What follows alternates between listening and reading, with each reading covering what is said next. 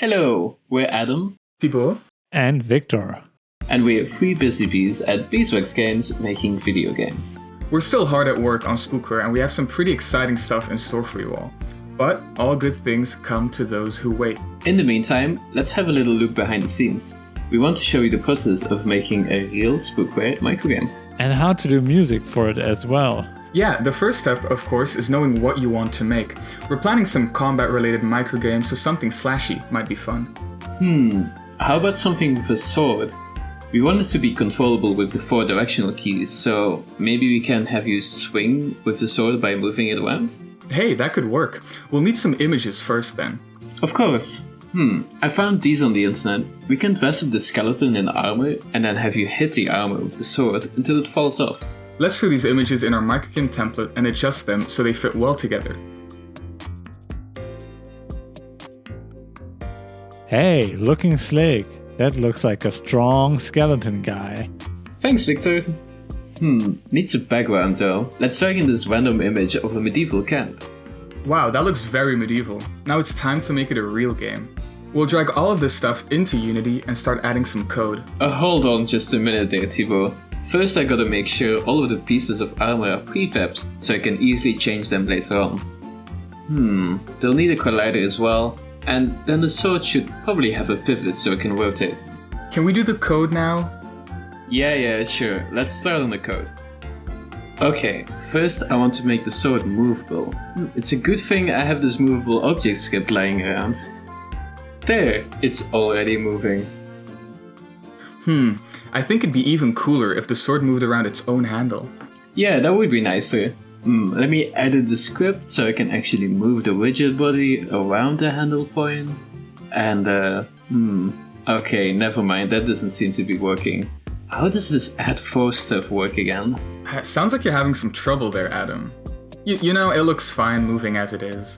Yeah, you're right, it's good enough. I can fake the rotating movement a bit by just having the sword spin around as you move it. Yeah, that works well. You see, it's all just an iterative process. Sometimes it's better to go for the easy route if it means you'll have more control over the game feel. That's a very roundabout way of saying you don't know how to work with the Unity physics system. Anyways, let's add some shake and some flashing to the armor pieces when you hit them, and some screen shake. And let's have the sword squish just slightly whenever it hits something. Oh yeah, that's looking nice. And then, because it's a microgame, we just make sure the timer is tight enough so it's enough of a challenge to beat the microgame before it runs out. And that's how you make a microgame. We have a system set up so you can show this microgame anywhere you want in the game, even in the middle of dialogue. Hold on, you're missing a part. No microgame is complete without a touch of sound. Of course, how could we forget? Viktor does all the sound and music for the microgames in SPOOKWARE.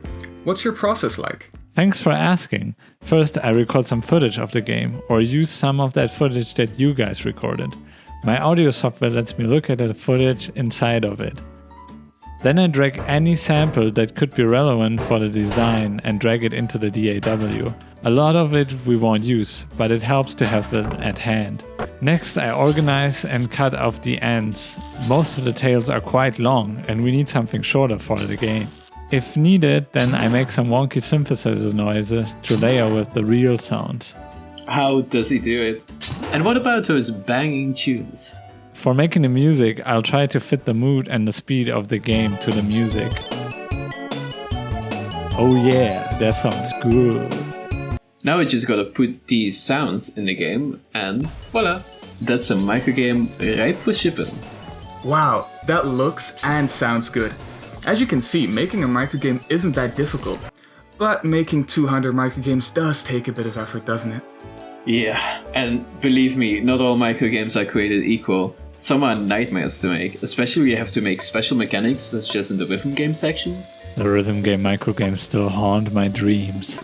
And that's it. If there's anything you want us to cover in a future devlog, be sure to let us know. Bye bye. Bye bye. Bye bye.